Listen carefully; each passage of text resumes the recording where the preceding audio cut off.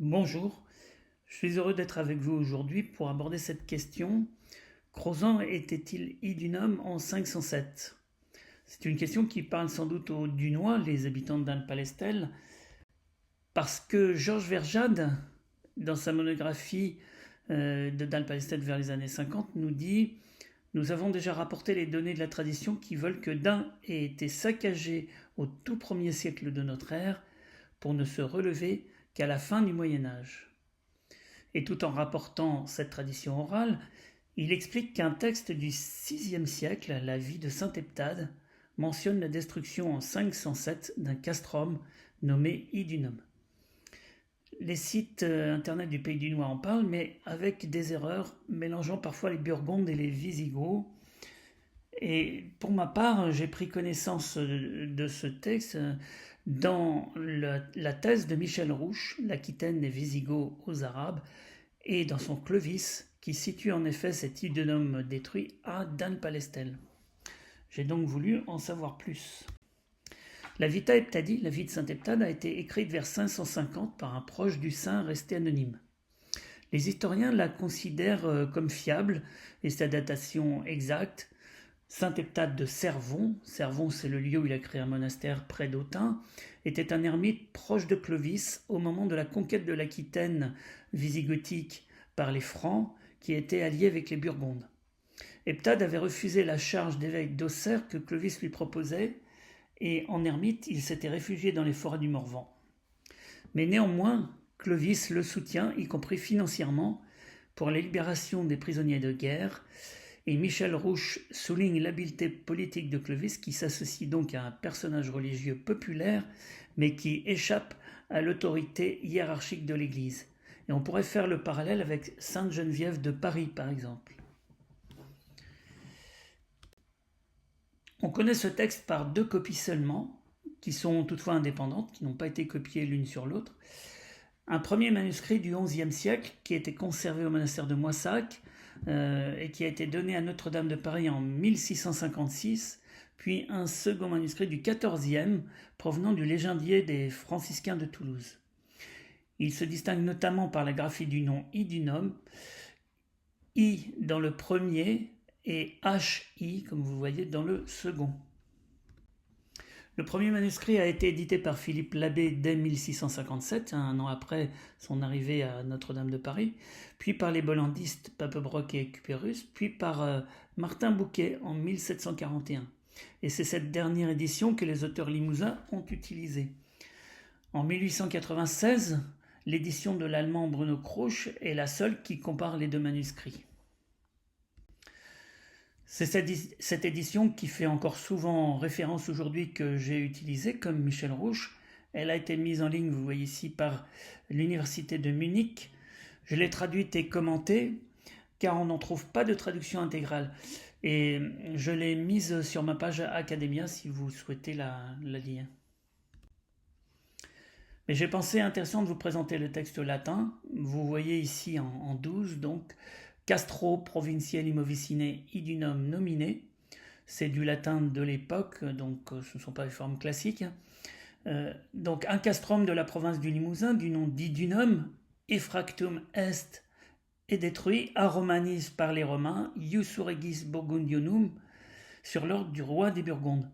Alors ces Romains posaient problème à Georges Verjade, mais en fait ces Romains ce sont les Burgondes eux-mêmes, ou la population romaine sous l'autorité des Burgondes, qui étaient alors les représentants de Constantinople en Gaule. Enfin, Sigismond avait un titre de patrice, que lui envie Clovis d'ailleurs, et il se qualifie lui-même, Sigismond, de soldat de l'empereur Anastase, l'empereur byzantin à Constantinople.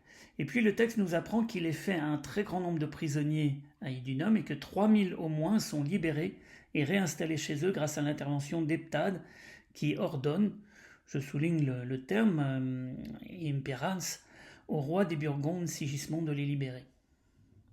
Vous voyez en note petit b la mention d'Idunum avec un H qui fait référence donc au 2e manuscrit, et puis cette note 3, Crouch écrit en latin, donc Idunum loci nomen corruptum videtur esse, on voit que le nom de lieu Idunum est altéré. Néanmoins, nous verrons que cela a son importance, c'est la graphie idunum sans H qui a continué à s'imposer dans la lignée de la longue tradition éditoriale du premier manuscrit et jusqu'à aujourd'hui. Bruno Crouch indique que Pétigny, un auteur français, on verra peut-être plus loin, qu'il s'agissait de... Bruno Crouch indique que Pétigny, un auteur français, pensait qu'il s'agissait de l'oppidum de daim dans la Creuse, et aussi l'allemand Binding, mais en réalité, Binding y met un point d'interrogation. Avant de poursuivre, j'ai souhaité que vous puissiez voir vous-même ce deuxième manuscrit de la BNF, qui est disponible sur Gallica, donc cette copie du XIVe siècle où on lit le nom idunum avec un H.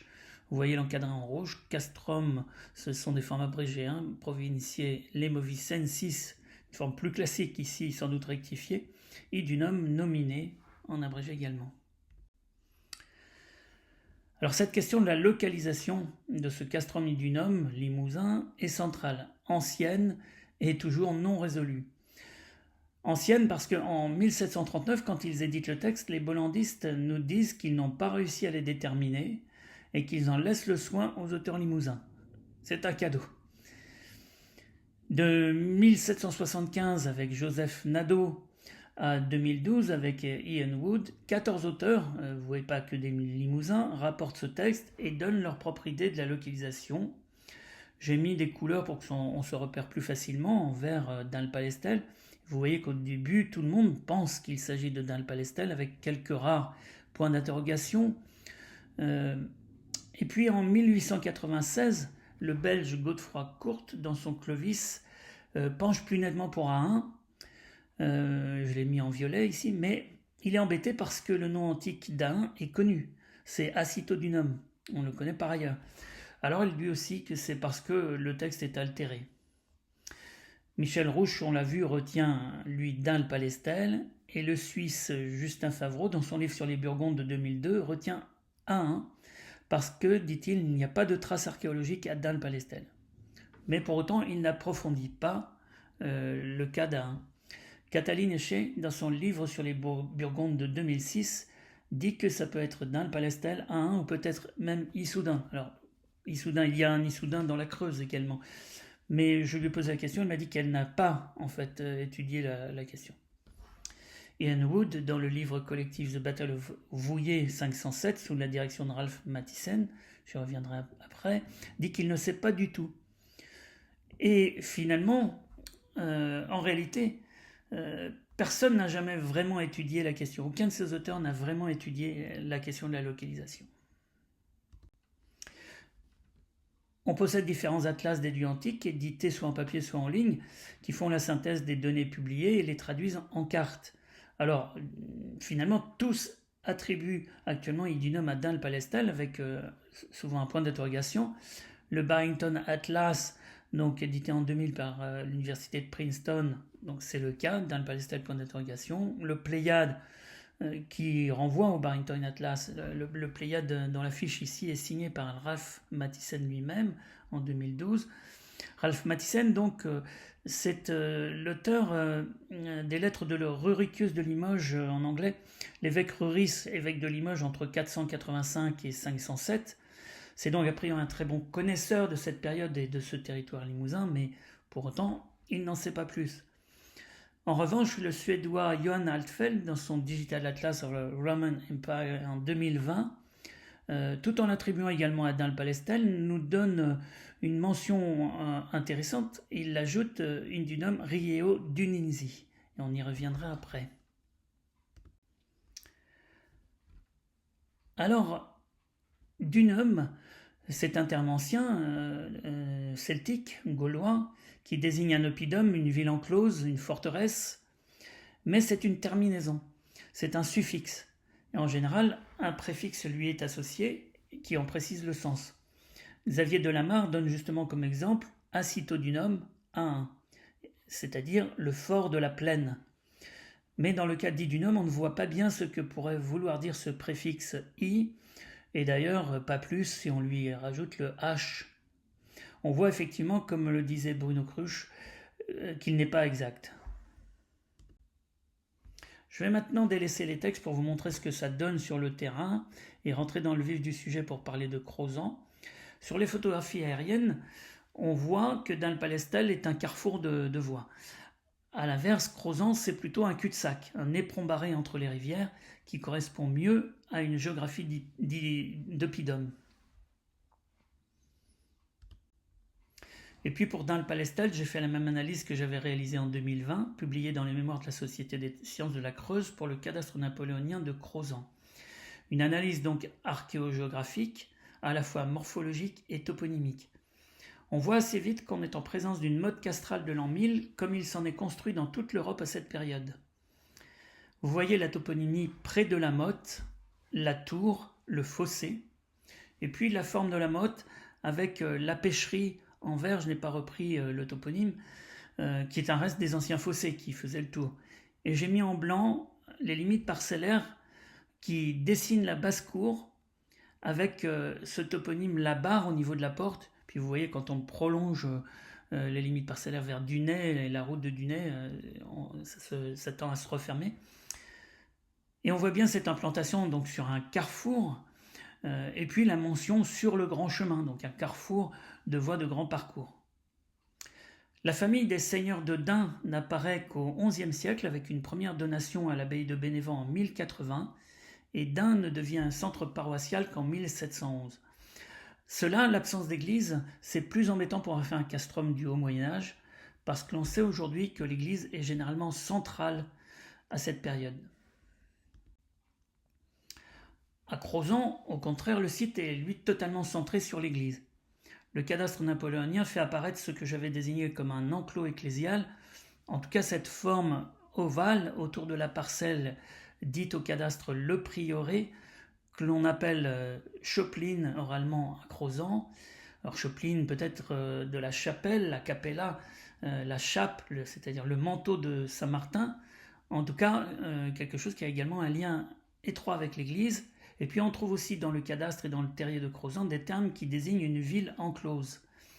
Le terme Mirmande, puis la mention de fossé, et puis des termes qui se rapportent à un beau et grand château, peut-être la Magine, chapeau joli de l'esprit.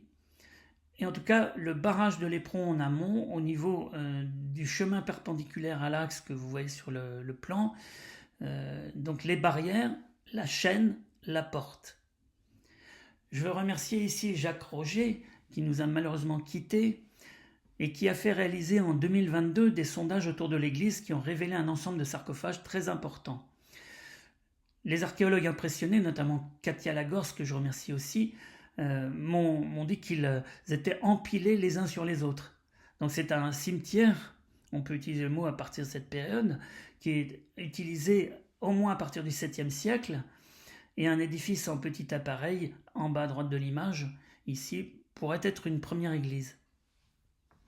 On connaissait déjà des fragments de céramique sigillée paléochrétienne, dont celui que j'avais trouvé à Schoplin avec Jacques Soto, et montré à une spécialiste de l'université de Clermont-Ferrand, Sandra Chabert, qui l'a daté entre le 4e et le 7e siècle.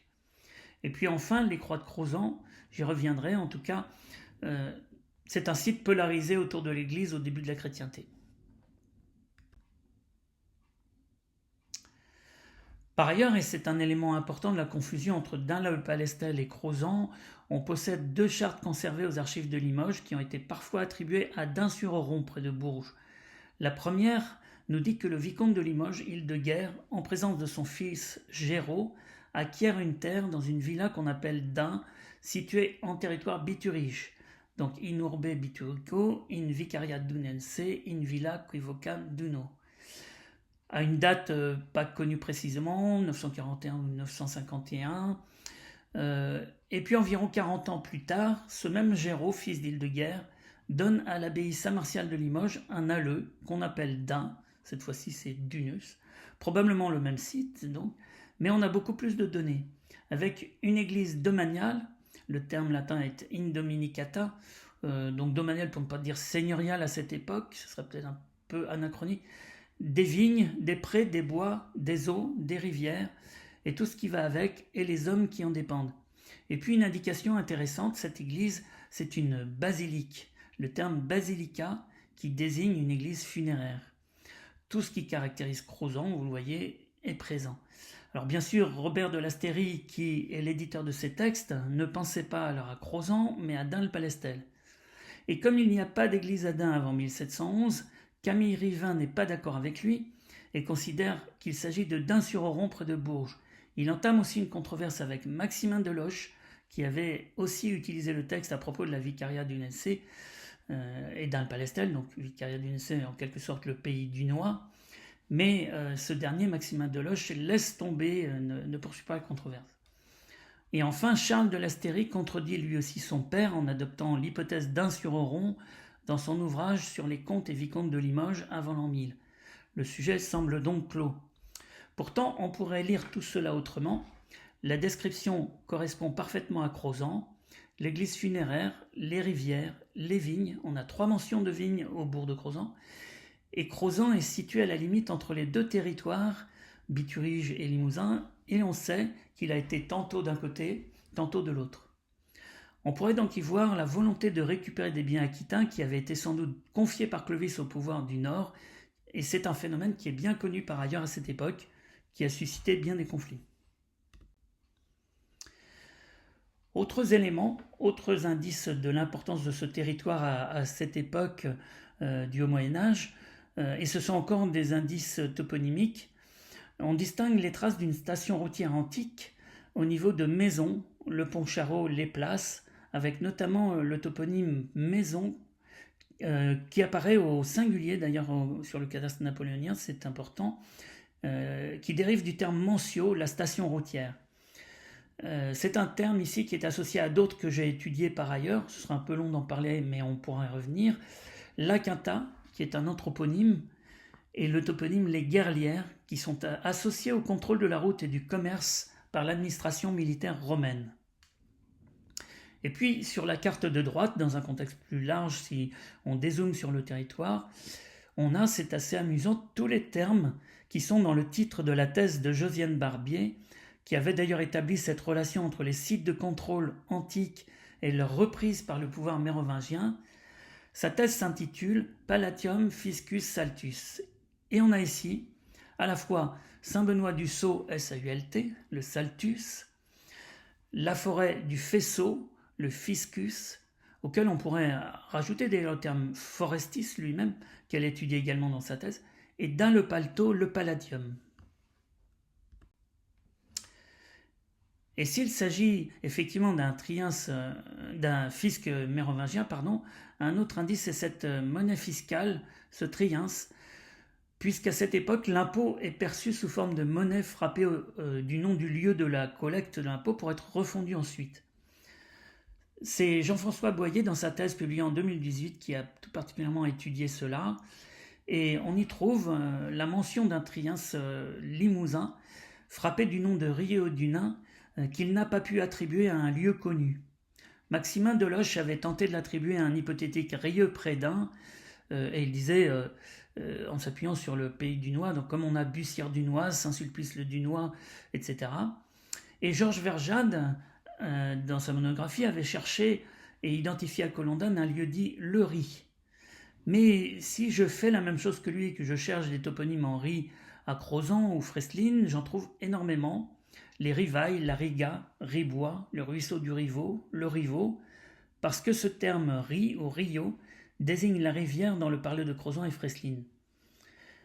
Donc ce terme Rio du Nain pourrait désigner la forteresse de la rivière, comme Acitodunum, Ain est la forteresse de la plaine. Cette forteresse de la rivière est évoquée dans un texte d'Éginard, le biographe de Charlemagne, qui nous dit que Louis le Pieux, se rendant à Limoges en 830, séjourne in fines Aquitaniae ad flumen Crozam in Castellum, donc à la frontière de l'Aquitaine, dans un château situé sur la rivière Creuse. Rio du Nain serait-il ce Castellum ad flumen Crozam qui deviendra ensuite Crozant?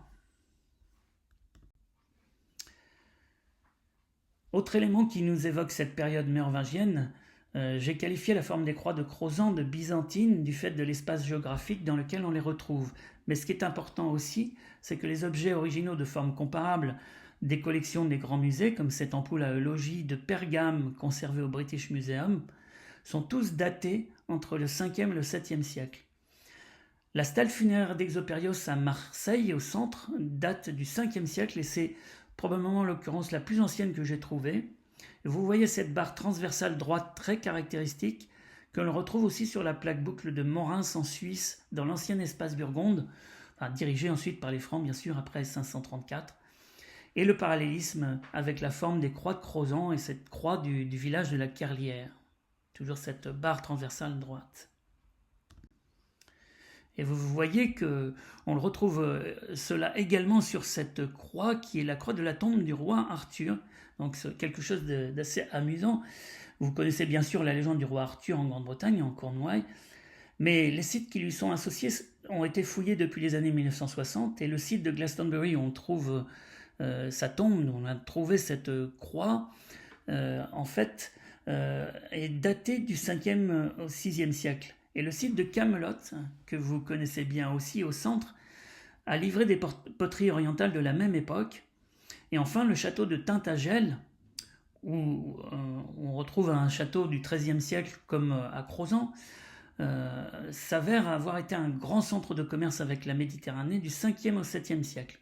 Il a livré de très nombreux amphores dont vous voyez la carte des origines, des amphores vinaires ou des amphores à huile. Et notez au passage la forme Tintagel avec cette association Quintana et Grégalais que je vous ai signalé au Pontcharrat comme liée au contrôle du commerce par l'administration romaine. Et vous voyez que la croix en plomb de la tombe d'Arthur, pour certains un faux du XIe siècle des moines de Glastonbury, mais possiblement authentique pour d'autres, eh bien c'est une croix de Crozant. Pour conclure, j'ai mis en exergue cette citation de Paul-Albert Février, qui écrivait en 1964, Paul-Albert Février, le grand historien de l'Antiquité tardive, « Le plus sage est d'avouer l'ignorance, au moins provisoirement, car à quoi sert le jeu des hypothèses lorsqu'il fait naître de fausses certitudes ?»